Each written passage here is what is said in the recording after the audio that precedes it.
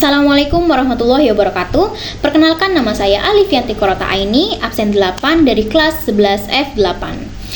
Di dalam video ini saya akan menjelaskan bagaimana caranya melakukan percobaan titrasi asam basa menggunakan website virtual lab yang nama websitenya itu merupakan CHEM Collective. Nah, sebelum itu kita harus tahu dulu nih, apa sih itu titrasi asam basa? Nah, titrasi asam basa merupakan prosedur yang dilakukan untuk menentukan konsentrasi atau kadar suatu zat yang belum diketahui dengan menggunakan zat yang telah diketahui kadarnya atau konsentrasinya. Nah, zat yang telah diketahui ini kadarnya itu biasanya disebut juga larutan standar. Titrasi terbagi menjadi dua. Yang pertama itu merupakan titrasi alkalimetri nih teman-teman. Apa sih titrasi alkalimetri ini? Nah, titrasi alkalimetri ini merupakan titrasi yang menggunakan larutan standarnya itu berupa basa. Nah, yang kedua itu ada juga namanya titrasi asidimetri. Merupakan titrasi yang menggunakan larutan standar berupa asam nih. Nah, ada juga beberapa istilah-istilah di dalam titrasi ini. Yang pertama yaitu larutan standar. Di sini biasanya teman-teman itu juga disebut sebagai titer atau pentitrasi. Nah, bisa juga disebut dengan titran. Titran di sini itu biasanya dimasukkan di dalam buret. Jadi titran ini adalah larutan atau zat yang akan diteteskan sedikit demi sedikit ke dalam ke dalam Erlenmeyer. Nah, habis itu ada juga istilah yang namanya analit atau titrat, yang pakai T ya, titrat. Nah, ini itu biasanya merupakan larutan yang berada di Erlenmeyernya. Jadi ini itu larutan yang akan kita cari nih konsentrasinya. Terus habis itu ada juga istilah yang namanya titik akhir titrasi. Apa sih itu titik akhir titrasi? Jadi titik akhir titrasi itu merupakan titik di mana kita harus menghentikan titrasinya kita nih, menghentikan meneteskan si larutan standarnya atau pentitrasinya. Kita harus menghentikan itu karena indikator sudah berubah warna. Nah, di sini biasanya kita akan menggunakan indikator PP, di mana nanti perubahan warnanya itu berubah menjadi pink atau merah muda ya. Begitu. Jadi kita langsung saja menonton videonya. Oke, jadi kita buka website CHEM Collective Virtual Lab di Chrome. Kemudian kita akan pergi ke pencet ke bawah nih, Auto Graded Problems. Habis itu pilih Acid Base Chemistry dan tekan yang paling atas ini si Determine the concentration of the unknown strong acid. Nah, di sini ada workbench-nya, tempat kita akan melakukan percobaan. Di sini bahan-bahan, dan di glassware ini adalah alat-alat yang akan digunakan. Kita keluarkan 10 molar NaOH. Nah, ini akan menjadi larutan baku kita atau larutan standar yang telah diketahui konsentrasinya, atau juga disebut dengan titran. Nah, tapi di sini kita maunya membutuhkan 1,2 molar nih, bukan 10 molar. Maka dari itu kita akan melakukan pengenceran menggunakan air. Nah, pertama kita keluarkan dulu ya alat-alatnya, yaitu labu ukur dan pipet. Labu ukurnya di sini kapasitasnya sebanyak 250 ml. Sekarang kita akan melakukan perhitungan pengenceran. Jadi kita menggunakan rumus M1 kali V1 sama dengan M2 kali V2. M1-nya 10 molar, V1-nya yang dicari sama dengan M2-nya itu 1,2 molar, yaitu molar yang kita inginkan, dikali V2, yaitu 250. Ini 250 itu dari kapasitas si labu ukurnya ya. Kemudian sama dengan 10 V1 sama dengan 300. V1 sama dengan 300 dibagi 10 sama dengan 30 mili NaOH. Jadi, di dalam 250 labu ukur ini, 250 mili ini akan ditambahkan 30 mili. Jadi, di dalam labu ukur 250 mili ini ada 30 mili NaOH. Artinya apa? Sisanya itu si airnya, alias sebanyak 220 mili. Pertama kita kita tuang dulu nih larutan NaOH-nya menggunakan pipet sebanyak 30, 25 pour. Situ sisanya ambil lagi 5 withdraw, yaitu artinya tarik. kemudian 5 pour. Nah, sini 10 molar NaOH ini udah nggak dibutuhkan, jadi kita buang. Kemudian masukkan air sebanyak 220 ml. Nah, pengenceran sudah selesai. Jadi di sini labu ukurnya ini telah berisi konsentrasinya itu 1,2 molar. Nah, kita akan tuang ke gelas beker supaya dia mudah untuk dipindahkan ke buret. Oke, terus setelah dipindahkan, kita akan ke ini buang dulu lah pokoknya. Rename ya, kasih nama supaya kita ingat kalau itu adalah titrannya kita, si pentitrasinya. Nah, kita keluarkan nih unknown asidnya. Ini itu adalah larutan asam kuat yang akan kita cari konsentrasinya, alias D ini itu analit atau titrat. Kita akan sebut analit aja ya supaya lebih mudah. Nah, kita keluarkan nih 3 Erlenmeyer yang kapasitasnya 250 ml. Di sini kita kasih nama ya, 1, 2, 3. Kenapa kita akan melakukan 3 kali titrasi? Kenapa kita mengeluarkan 3 Erlenmeyer? Karena supaya percobaannya itu lebih akurat. Jadi kita akan melakukan 3 kali percobaan titrasi. Sini keluarkan ya PP-nya, yaitu phenolphthalein. PP ini adalah indikator supaya kita akan mengetahui perubahan warnanya itu saat pada titik atau volume berapa gitu. Jadi sudah volume berapa yang dititrasi, maka berubah warna, disitulah titik akhir titrasi terjadi.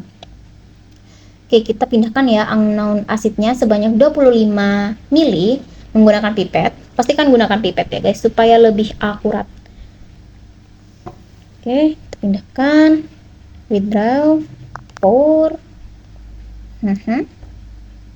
Oke, habis itu kita rapikan dulu ya guys. Rapikan.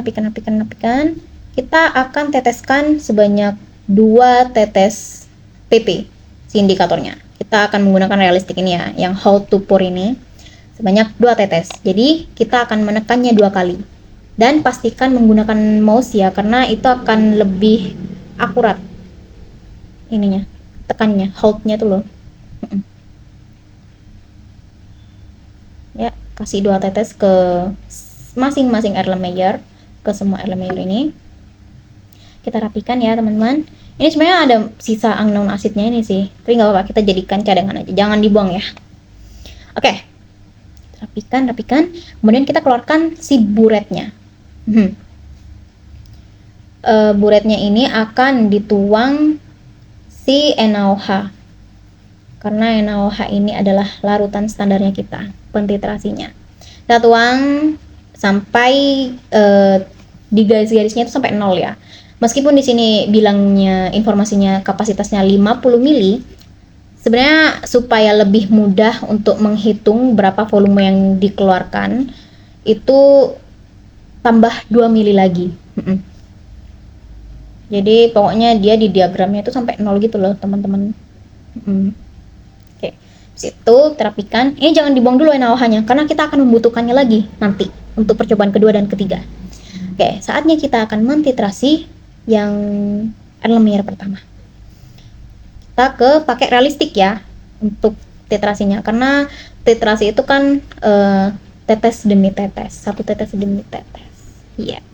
Kita hold to pour, dan inilah bagian yang paling harus hati-hati karena sekalinya si analit atau zat yang ingin dicari tahu dia konsentrasinya berapa, itu kan bakal berubah warna nih. Sekalinya dia berubah warna, artinya dia udah mencapai titik akhir titrasi.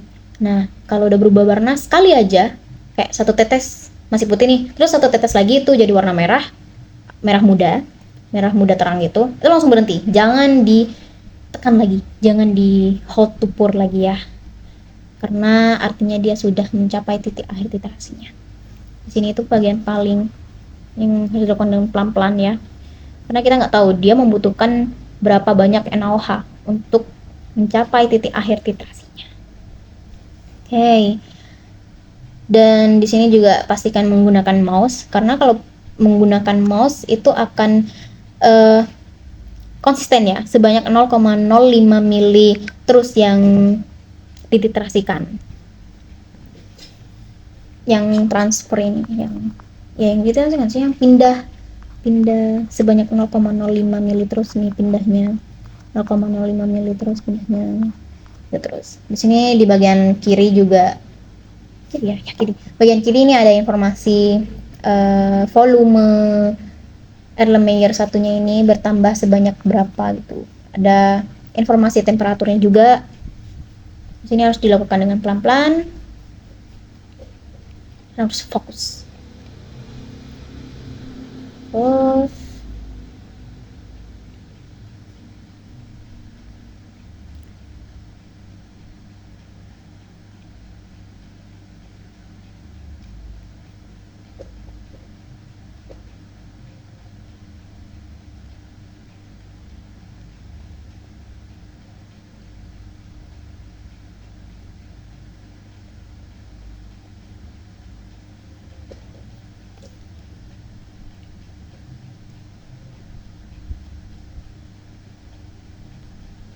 ini kalau masih belum berubah tetap terus ditekan ya.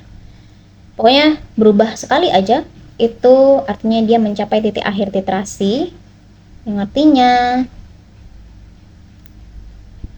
harus dihentikan titrasinya. Oke, tekan terus.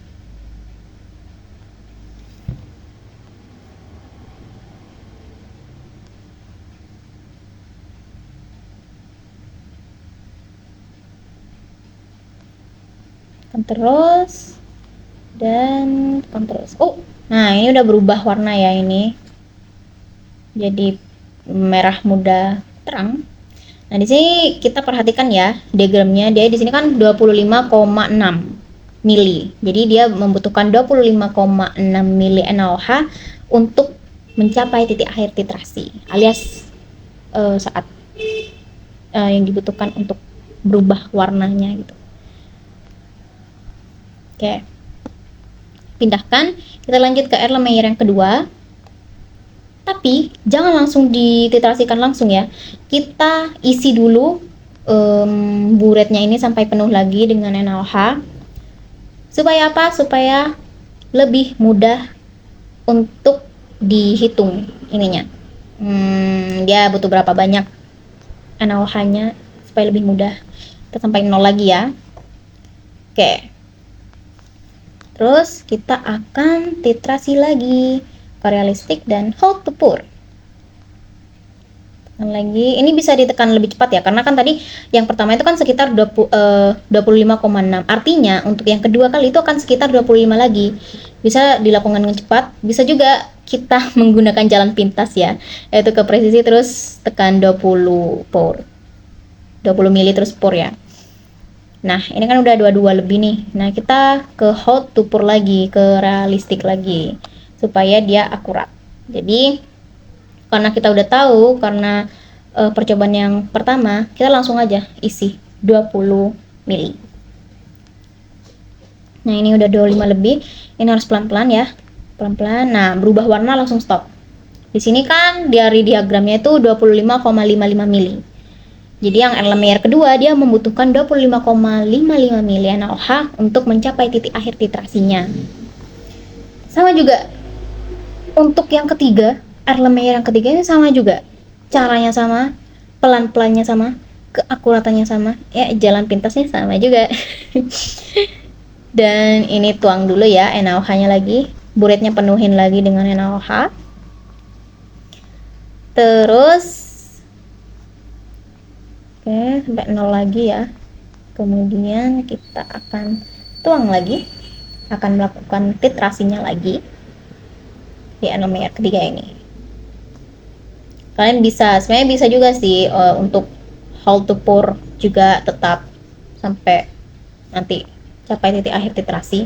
Tapi ini kan supaya jalan pintasnya itu ya, supaya lebih cepat sampai di titik akhir titrasinya juga. Kita bisa langsung ke presisi, langsung tambahin 20 mili lagi tuh bisa. Oke. Dan kalau udah hampir deket ke 25 itu kita gunakan realistik ya. Hold to pour ini, tekan pelan-pelan tetes demi tetes supaya akurat. Nah, ini kan udah berubah warna nih, langsung berhenti ya. Dan di sini itu diagramnya menunjukkan 25,55. Mirip dengan yang percobaan kedua. Jadi sama-sama 25,55 NaOH untuk dia mencapai titik akhir titrasi. Nah, ini udah nih. Udah 3 kali percobaan nih. Artinya kita akan melakukan perhitungan untuk mencari konsentrasi si asam kuatnya ini. Asam kuat yang kita tidak ketahui ini konsentrasinya berapa. Nah, kita akan mencari tahu, kemudian kita akan masukkan ke dalam kolom yang di bawah ini untuk mengetahui apakah perhitungan kita itu benar atau tidak. Jadi kalau misalnya dimasukkan ya ke dalam kolom ini, dan misal nih jawabannya salah, disuruh submit lagi nih, input lagi. Artinya perhitungan kita salah, ada yang salah dari perhitungannya atau datanya mungkin ada yang kelewat. Nah, kita akan melakukan perhitungannya ya teman-teman. Nah, jadi tadi kan kita melakukan 3 kali percobaan. Itu untuk keakuratan titrasi kan. Nah, berarti untuk volume NaOH-nya kita akan dijumlahkan, kemudian kita akan cari tahu rata-ratanya. Jadi volume rata-rata itu sama dengan volume NaOH dari percobaan yang pertama sampai percobaan yang ketiga itu dijumlahkan, kemudian dibagi 3, ini hasilnya 76,7 dibagi 3 sama dengan 25,56 mili NaOH. Habis itu kita bisa tahu nih konsentrasi asam yang tidak diketahui itu menggunakan rumus mol asam sama dengan mol NaOH, yaitu A kali MA kali VA sama dengan B kali MB kali VB. Di sini A-nya 1, MA-nya itu yang dicari tahu, jadi tulis saja MA ya. Terus kali VA. VA-nya ini 25 mili. Tadi kan aminoasitnya ditaruh 25 mili kan masing-masing ke masing-masing Erlenmeyer-nya. Terus sama dengan B-nya itu 1. Terus MB-nya itu 1,2. Tadi kan pengenceran kita dilakukan karena kita maunya konsentrasinya itu 1,2 kan. Jadi kita masukkan 1,2, kemudian volume NaOH-nya itu yang tadi, volume rata-rata yang tadi kita hitung, yaitu sebanyak 25,56. Di sini 25 kali MA sama dengan 1,2 kali 25,56 itu menghasilkan 30,672.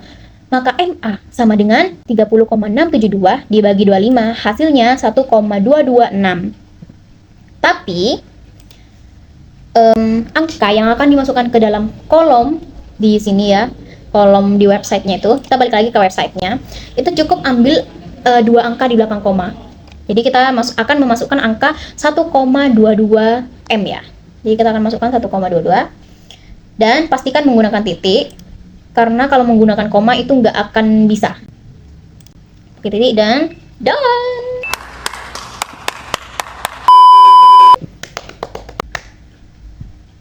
Ya, percobaan titrasi kita ini sudah selesai. Yeay.